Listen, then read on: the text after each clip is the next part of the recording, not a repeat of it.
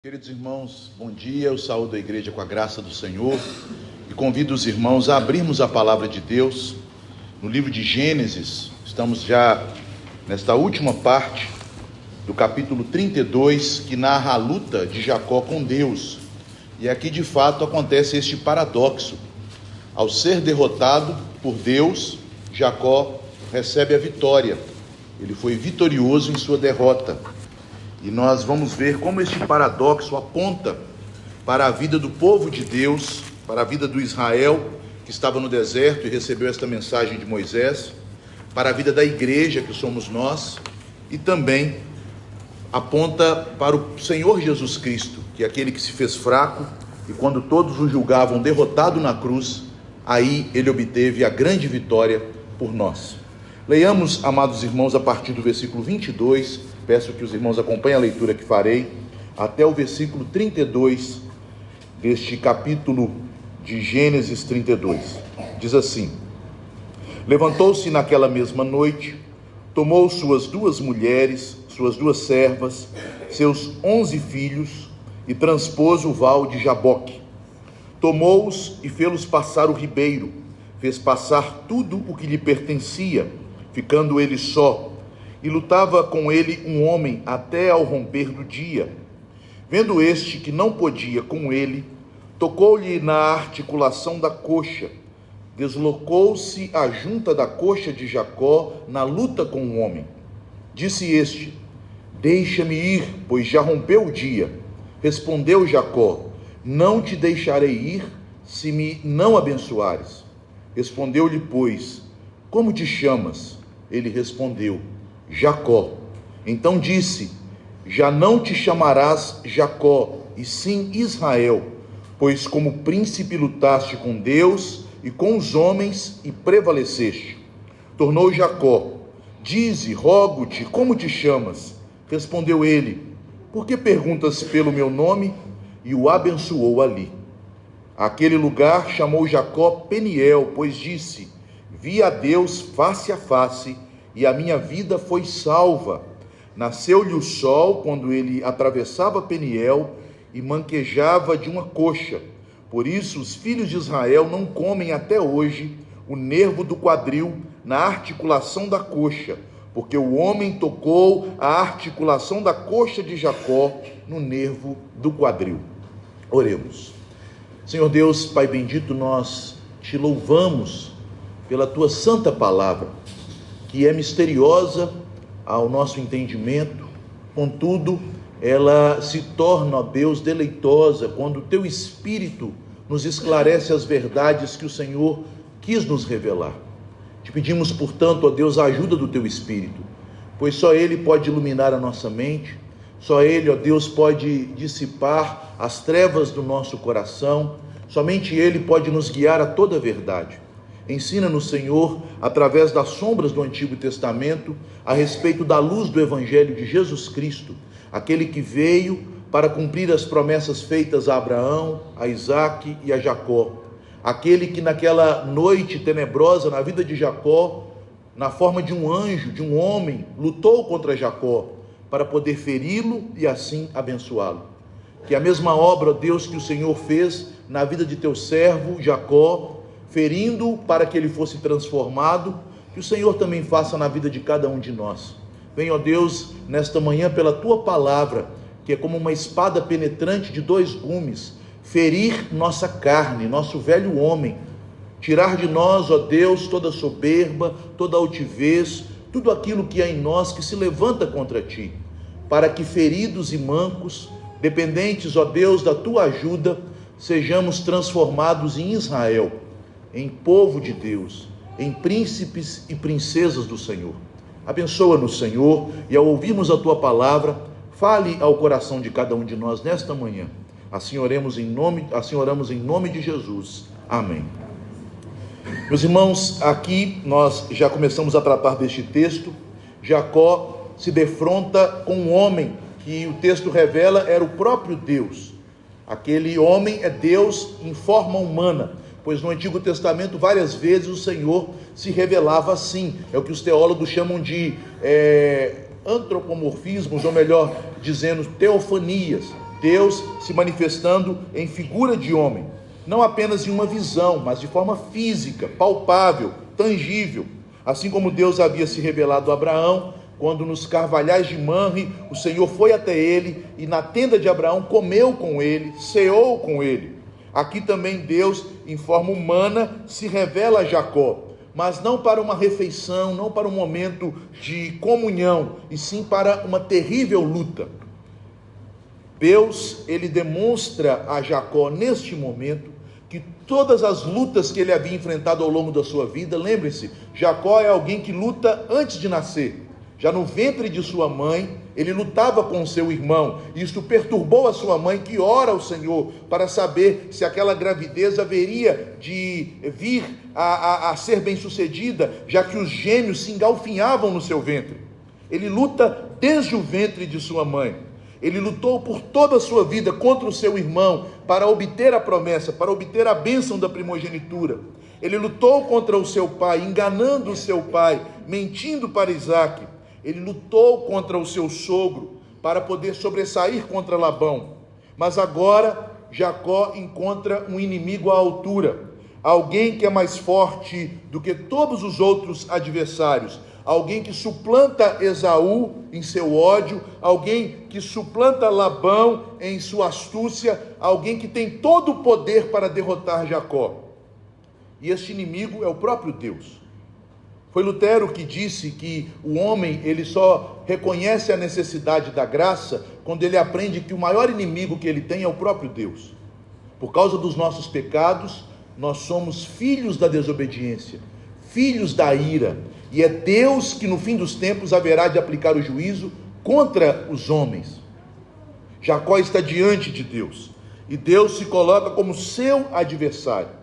Aqueles inimigos do passado, Labão, Esaú, eles foram usados por Deus para lutarem contra Jacó com o intuito de prová-lo. E agora Jacó chega na presença de Deus na fronteira da herança, na fronteira de Canaã, da terra da promessa. E é neste momento que Jacó enfrentará aquele que estava por detrás de todos os seus inimigos do passado.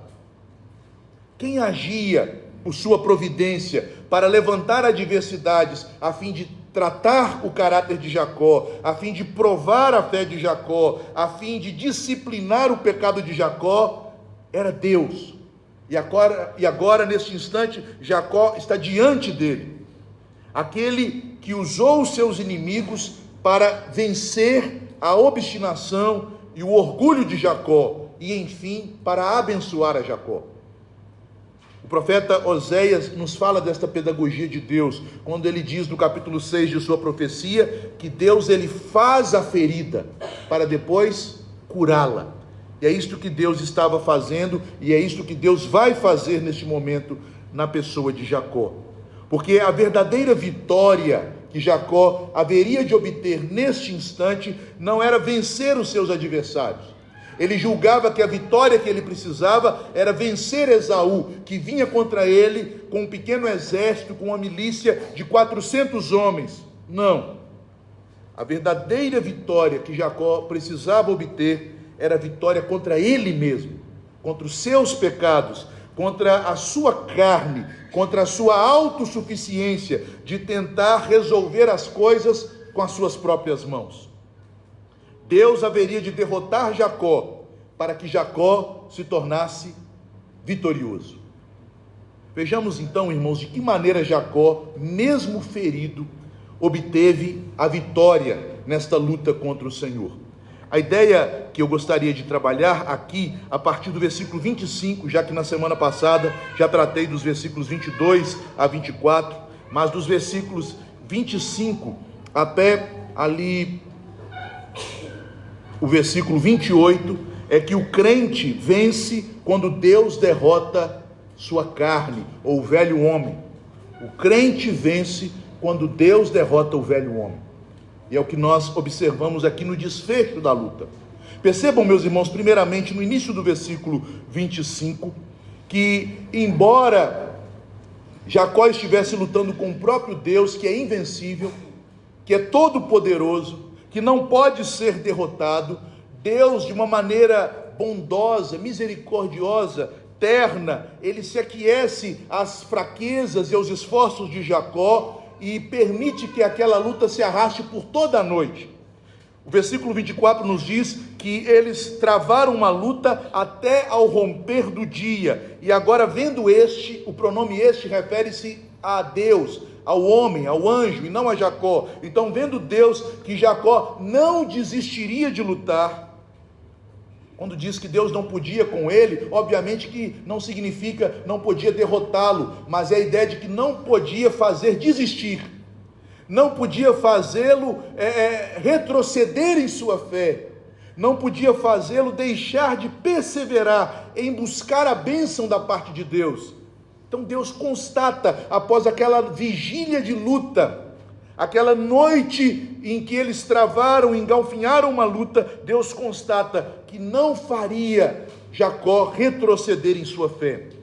E a partir desta declaração, aqui no versículo 25, e também o que nós encontramos no versículo 26, nós constatamos que a perseverança da fé é a chave para a vitória de Jacó e para a vitória do cristão. É a perseverança. Ele perseverou em lutar com Deus, mesmo sabendo que suas forças eram menores. Jacó passou toda aquela noite pelejando contra o seu opositor.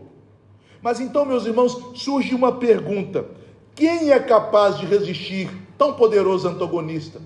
Quem é capaz de lutar contra Deus e sair vitorioso?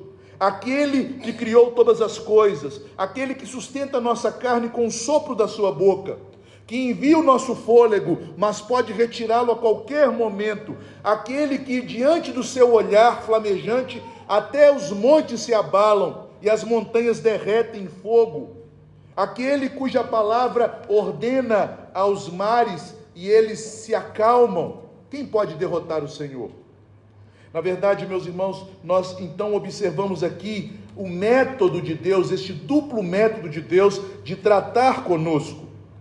Deus, ele usa esse duplo método que Calvino compara uma luta com duas mãos. Com a mão esquerda, ele luta contra nós, e com a mão direita, que é a mais forte, ele luta por nós. Como um pai que, para tornar o seu filho mais forte, o faz passar por algumas coisas difíceis. Outrora, os pais faziam muito isso, né? Levavam os filhos para o campo, para a roça, para o mato, deixavam o filho passar aperto. Me lembro de uma cena que eu vi de um western, de um velho oeste, que o menino não sabia nadar, aí o moço, não, vou te ensinar a nadar, pegou ele pela calça e jogou lá no meio da lagoa, né? Aprende aí a nadar. Não que ele queria que aquela criança morresse, mas ele queria que por meio das dificuldades, por meio dos apertos, enfrentando os seus temores, ele se tornasse mais forte, ele se tornasse um homem maduro. Então ele permitia, debaixo de sua supervisão e proteção, caso necessitasse, debaixo até do seu socorro, ele iria ali para salvá-lo, mas ele permitia aquela criança passar por apertos. É assim que Deus luta conosco, que somos seus filhos. Os pais também têm este costume de lutar com seus filhos, não é assim? Pequenos, vamos brincar, eu fazia isso com meus filhos, vamos brincar de lutinha. Aí colocava um colchonete, um colchão, e ali começava a luta. Quando o menino apertava o seu pescoço, você aperta o dele também. Não para matar, mas para que ele sinta que há uma força, há uma oposição, para que ele se torne mais forte. É isto exatamente o que Deus está fazendo com Jacó. Ele está usando esta metodologia dupla.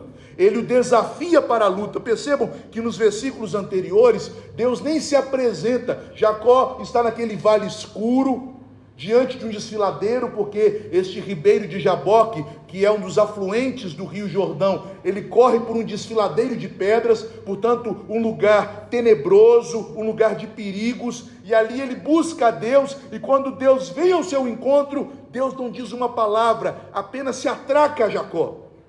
Deus luta contra ele. Deus testa a força e a resistência de Jacó nesta luta, mas também Deus é aquele que concede força e resistência para que ele lute. É uma luta controlada, é uma luta de um pai com o seu filho.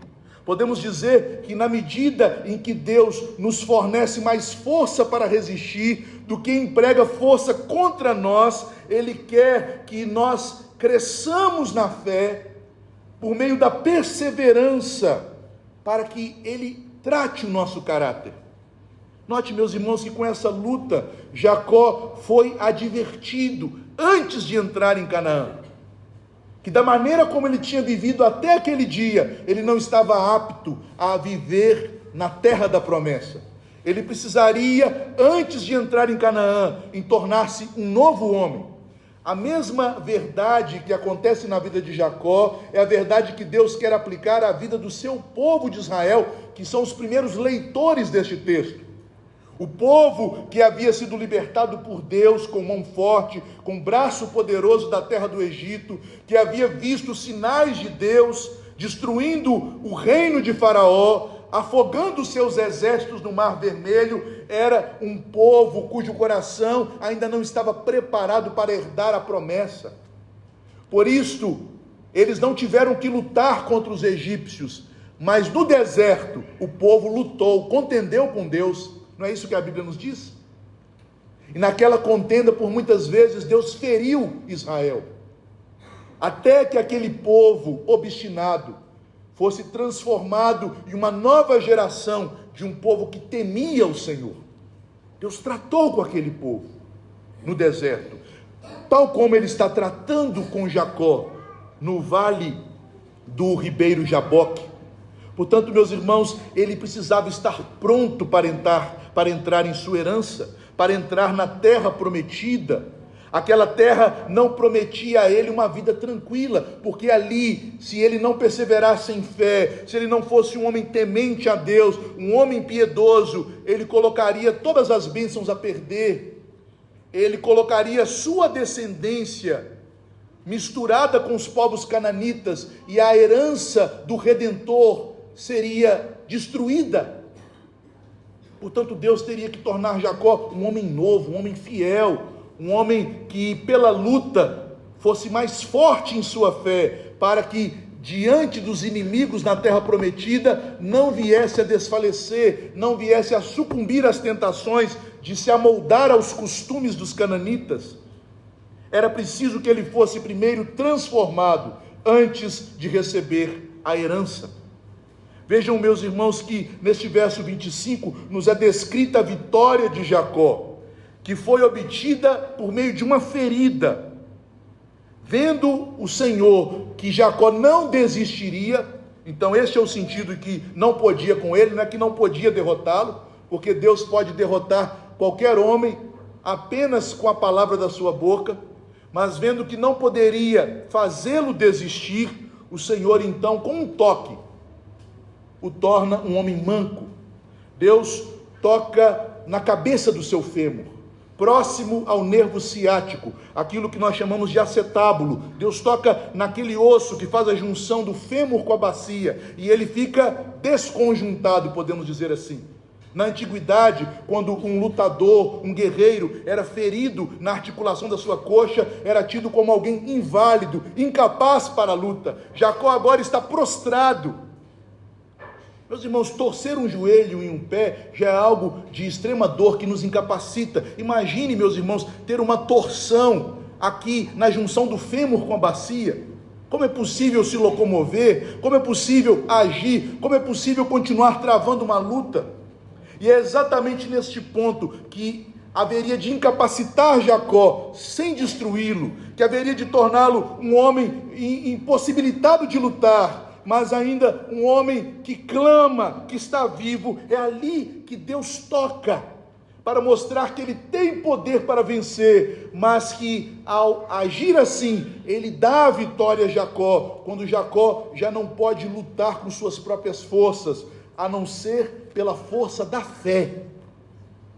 Ele crê que Deus vai abençoá-lo, e ao ver que Deus o toca e o fere, aí fica claro para Jacó com quem ele luta. Aí ele percebe que não era meramente um homem, mas que aquele homem é o Senhor. Por isso ele declara: eu não te deixarei ir enquanto não me abençoar. Ele reconhece que está diante do Senhor no versículo 26. Você já está prostrado, Jacó. Você não consegue nem mais dar um passo. E meus irmãos, nós podemos afirmar com certeza que Jacó aqui estava em lágrimas, ele chorava, porque a Bíblia faz essa afirmação em outro lugar. Ele clama com lágrimas de agonia e de dor, porque eu imagino que a dor deve ter sido lancinante quando o Senhor deslocou a sua coxa, mas também com lágrimas de um desejo profundo de receber a bênção do Senhor. E no versículo 26, quando o Senhor diz a ele: deixa-me ir, pois já é de manhã, Jacó responde: não, agora eu sei que tu és o Senhor. Um homem comum não poderia me ferir desta maneira apenas com um toque. Tu és Deus, me abençoe. Por toda a minha vida eu busquei esta bênção, abençoa-me. Jacó persevera até quando não tem mais forças para lutar. Esta é a vitória do crente. E meus irmãos, esta vitória heróica de Jacó é também a vitória heróica de todos aqueles que receberam o Espírito de Deus como o selo e o penhor da nossa salvação.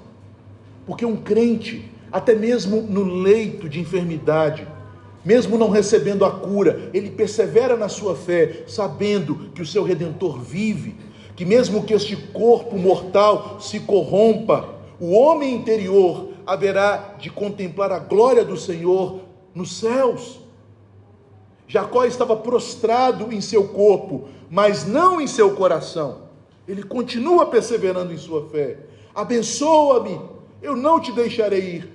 Imagine esta cena, um homem caído no chão, talvez ainda segurando com suas últimas energias o manto daquele homem que lutava contra ele, que era o Senhor, e dali do pó ele clamava: abençoa-me, pois eu não te deixarei ir. Entre lágrimas, pó, humilhado, cansado, suado, ele clama ao Senhor. Nos versículos 25, na segunda parte, e no versículo 27, nós aprendemos também que Jacó se torna vencedor e que o crente vence quando Deus o faz dependente. Quando Deus o faz dependente. Com extrema misericórdia, nós vimos ali no final do verso 25, Deus ele fere a coxa de Jacó e o prostra.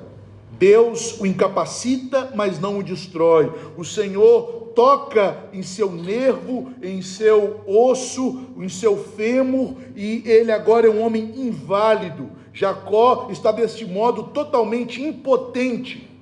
Se fosse numa guerra contra um inimigo, ele agora estaria morto. Imagine, meus irmãos, diante de um inimigo, tendo o seu adversário abatido, sem possibilidade de andar, o que o inimigo faria? Tomaria sua espada e o degolaria. Mas ele não está diante de um inimigo, ele está diante daquele que o feriu porque o ama, que o feriu porque quer tratar o seu coração autossuficiente. Deus retira de Jacó a sua força natural. Jacó agarra-se com Deus pela graça, usando o dom de Deus, que é a fé. E por Jacó insistir com toda a fé, com as forças que provém do próprio Senhor, mesmo ferido, sem medo de morrer, ele não pede por sua vida.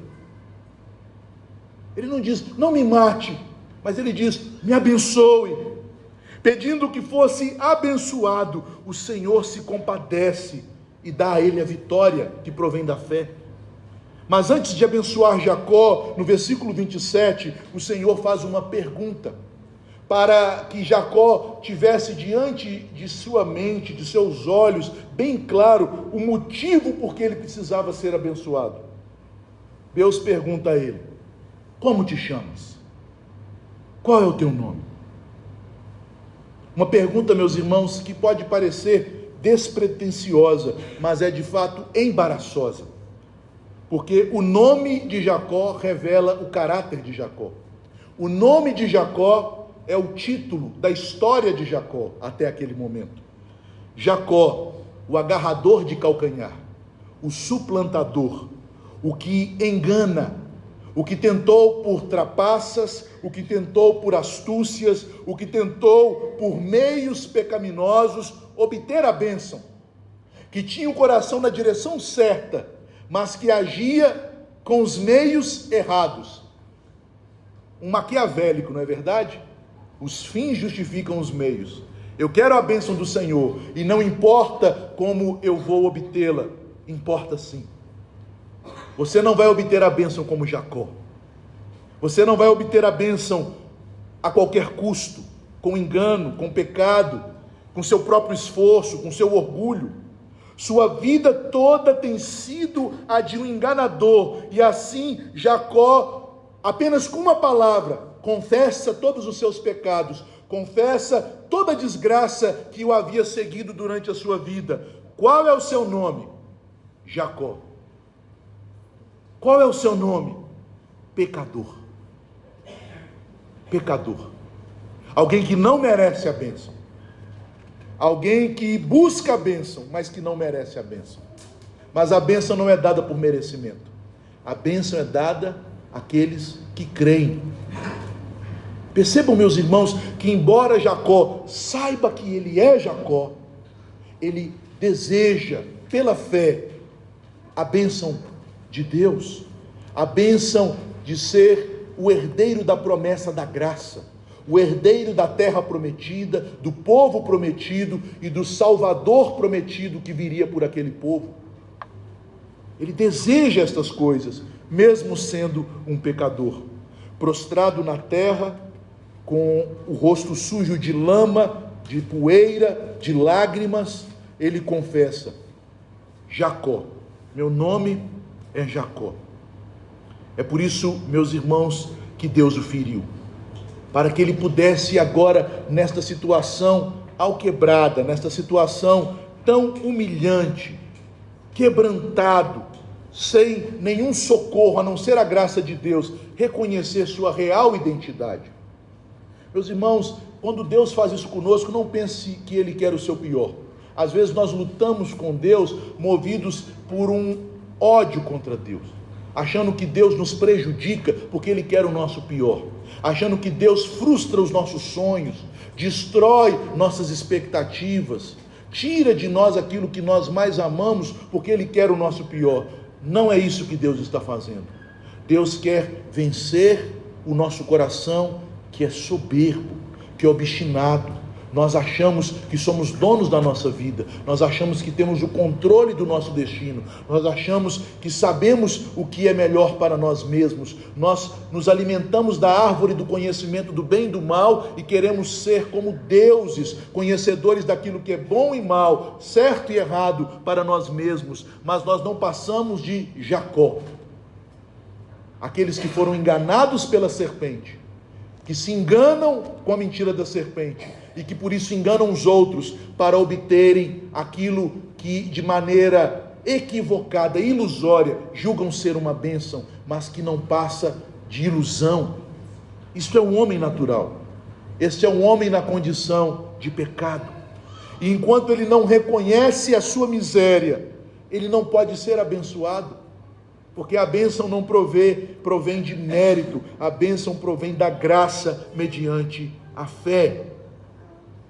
E no versículo 28, nós temos o desfecho da luta, e eu vou terminar neste verso, pois a partir do versículo 29, nós temos a consequência da luta, que é a bênção e as repercussões futuras. Mas aqui nós temos o desfecho da luta, a vitória de Jacó, que é um símbolo da vitória do crente. E no que consiste essa vitória?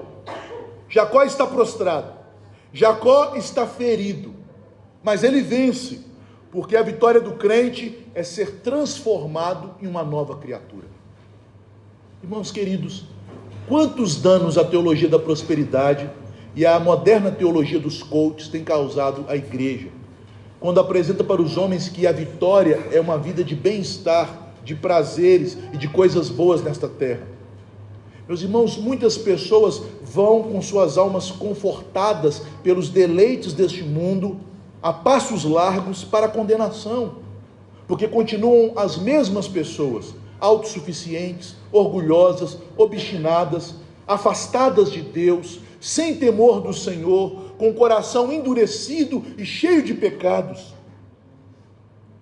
mas nós obteremos verdadeira vitória quando Deus nos vencer e nos transformar em um novo homem, uma nova mulher, em uma nova criatura.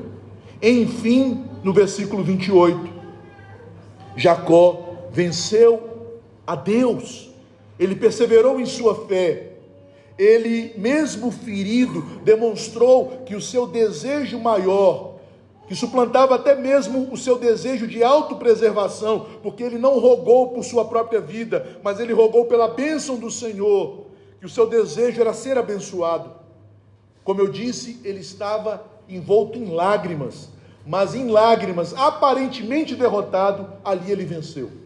Por que nós podemos dizer isso? Porque é o que diz o profeta Oséias, em Oséias 12, verso 4, quando ele registra, pela revelação que recebe do Espírito Santo, um episódio desta luta que não foi registrado por Moisés, mas que o Espírito Santo revela a Oséias. Ele diz: Jacó lutou com um anjo e prevaleceu. Jacó venceu. Chorou e lhe pediu misericórdia. Vejam que vitória paradoxal. Ele lutou e venceu, mas ele lutou chorando e pedindo mercê. Tem misericórdia, me abençoe. Esta é a vitória do crente.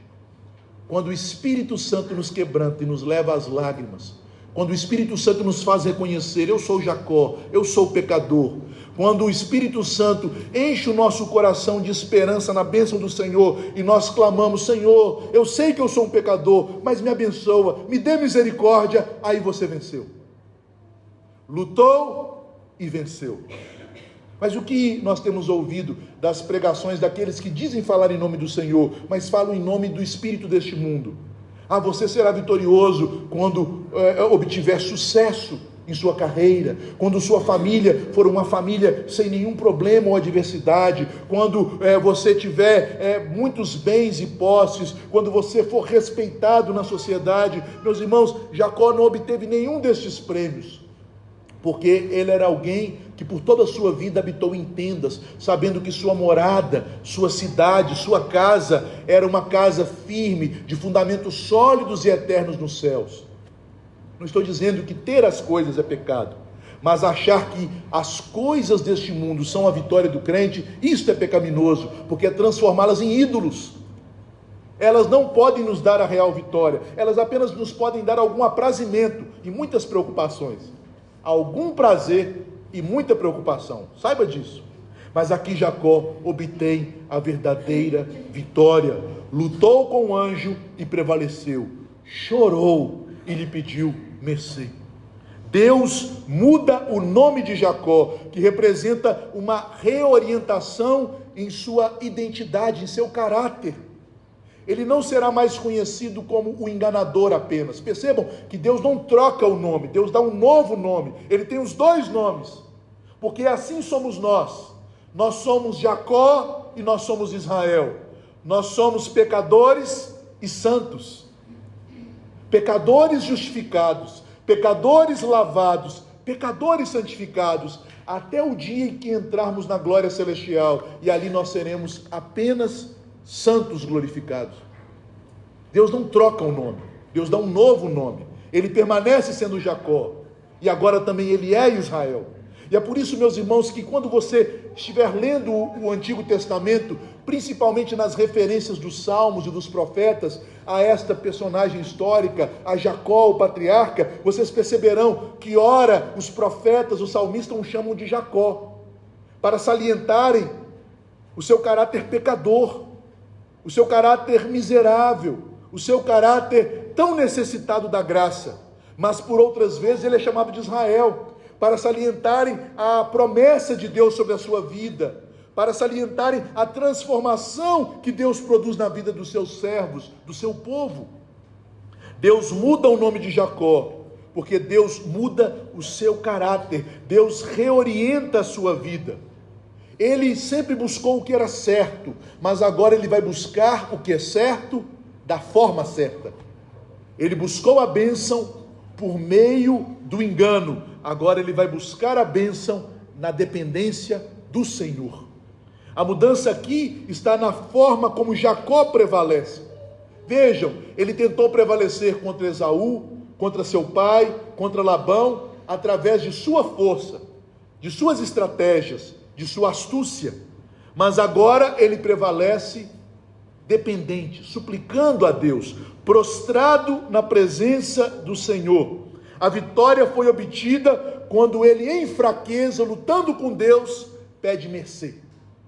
Como diz o profeta Oséias, ele lutou e prevaleceu, porque em lágrimas pediu misericórdia.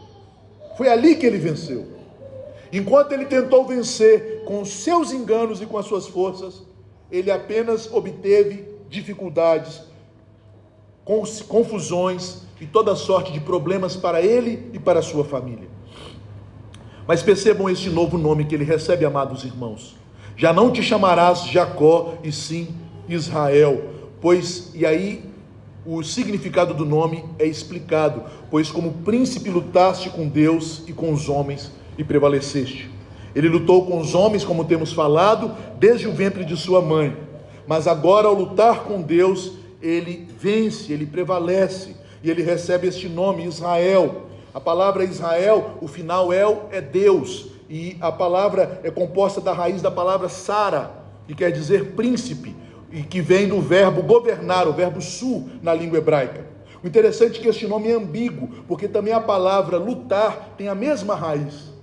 Então ele é aquele que lutou com Deus, lutou contra os homens, e que portanto agora recebeu o status de príncipe de Deus. Ele foi chamado de príncipe de Deus, porque um pouco antes Deus havia dado a Jacó, em sua fraqueza, força para triunfar por meio da fé. Agora ele está pronto para entrar na terra prometida. Agora ele está pronto para receber a posse da sua herança, porque ele é um novo homem. Ele é o príncipe de Deus. E percebam, meus irmãos, quando ele recebe esta posição tão elevada, quando ele está no lugar mais baixo, quando ele está abatido, ferido, sem condições de andar, prostrado em terra, clamando por misericórdia, chorando na presença do Senhor, Deus o eleva. Príncipe, Israel. Aplicando esta palavra, eu gostaria de fazer 3 aplicações. Em primeiro lugar, nós também, meus irmãos, devemos aprender com Jacó, que todo o curso da nossa vida é uma luta. Estamos sempre lutando com Deus e contra Deus, porque Deus tem o controle de todos os eventos que nos cercam. As adversidades que nos vêm pela permissão de Deus, para o nosso bem, conforme nos diz o apóstolo, que todas as coisas cooperam para o bem daqueles que amam a Deus, daqueles que foram chamados segundo o seu propósito.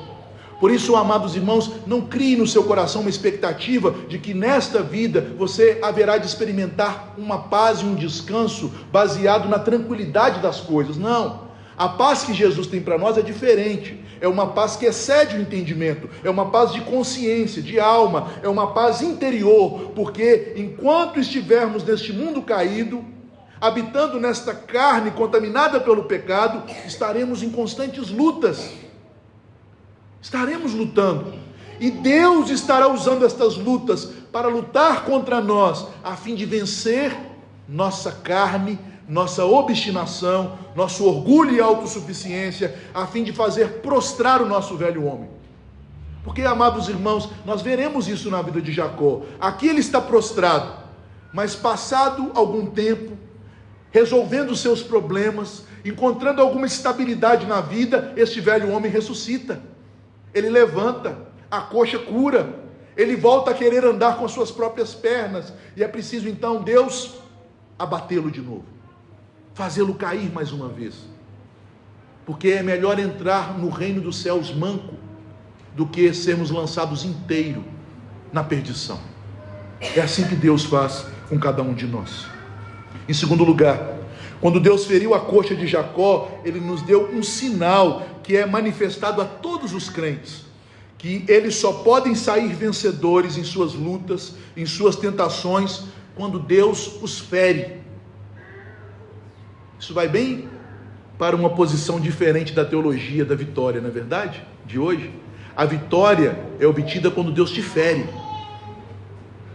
Fiz a ferida, e eu mesmo a sarei. Sabemos que a força de Deus se aperfeiçoa em nossa fraqueza. É isto que o apóstolo Paulo aprendeu com o espinho em sua carne, que ele disse que Deus enviou aquele mensageiro de Satanás a fim de esbofeteá-lo, para que ele não se tornasse soberbo diante das grandes revelações que recebeu do Senhor. Por isso ele dava glória a Deus nas fraquezas, porque quando sou fraco, aí o Senhor me torna forte. E é por esta razão que o mesmo apóstolo nos incita a darmos glórias ao Senhor pelas lutas, lá em Romanos no capítulo 5, a partir do versículo 1 e em diante, até o verso 5, ele diz: justificados, pois, mediante a fé, temos paz com Deus. Por isso nos gloriamos também nas tribulações, porque por meio das tribulações o Senhor produz experiência, perseverança, esperança, e a esperança não confunde, porque através da esperança o amor de Deus é derramado em nossos corações pelo Espírito Santo que nos foi outorgado. Deus usa as tribulações sempre para nos ferir, para nos abençoar, para abater a nossa carne altiva, para nos fazer lembrar que sem Deus em nossa vida, sem a ajuda dele, sem o direcionamento e o controle dele, estaríamos perdidos. A ferida recebida e a fraqueza que seguem a ela, elas tornam o nosso coração humilde e dependente. E finalmente, amados irmãos, aqui Jacó, não podemos nos esquecer, é um tipo do nosso Senhor Jesus Cristo, aquele que verdadeiramente se fez fraco para poder vencer a morte, Satanás, o pecado, todos os nossos inimigos, aquele que lutou com Deus, sendo o próprio Deus. Jesus lutou contra Deus, quando no Getsêmani, em oração, ele suplicou ao Pai: se possível, aparta de mim este cálice de ira que eu vim para tomar, mas não seja feita a minha vontade, ó Pai, mas a tua. E a Bíblia nos diz que ele orou com tal intensidade, sofrendo agonias de morte, que ele transpirou sangue. Mas acima de tudo, ele lutou com o Pai, na sua paixão e na cruz. Ali na cruz, ele não gozou das bênçãos do Pai, de seu consolo, de sua proteção. Ali, a mão esquerda do Pai, que é aquela mão que fere, veio sobre Jesus, o ferindo até a morte. E a Bíblia diz: ao Pai agradou moê-lo, conforme diz Isaías no capítulo 53. E ele foi moído pelo Pai, por causa de nossas transgressões, por causa dos nossos pecados. Cristo foi moído, mas ao lutar contra o Pai, aquele que derramou com a sua mão esquerda o cálice da ira que pertencia a nós sobre o Filho, com a mão direita o fez ressurgir da terra. Ele ressuscitou, e agora, tal como Jacó, ele recebeu um novo nome. Não apenas o nome Jesus, que é o Salvador, mas o nome de ser não um mero príncipe, o Israel de Deus, mas o Rei dos Reis, o Senhor dos Senhores. Se temos este modelo no nosso Senhor, que é muito maior do que Jacó, nós devemos entender que este modelo foi dado para nós termos confiança no Senhor, mas também para sabermos que passaremos por aflições. Se o Senhor ensinou ao seu Filho, que não tinha pecado, a obediência por meio das coisas que ele sofreu, ele também usará o mesmo método, este método das duas mãos, como diz Calvino, nos atacando com a mão esquerda, nos livrando com a mão direita. Ele lutará contra nós e por nós, para que por meio destas derrotas que ele nos inflige, desses ferimentos que ele nos acomete, ele nos torne mais do que vencedores, por meio daquele que nos amou.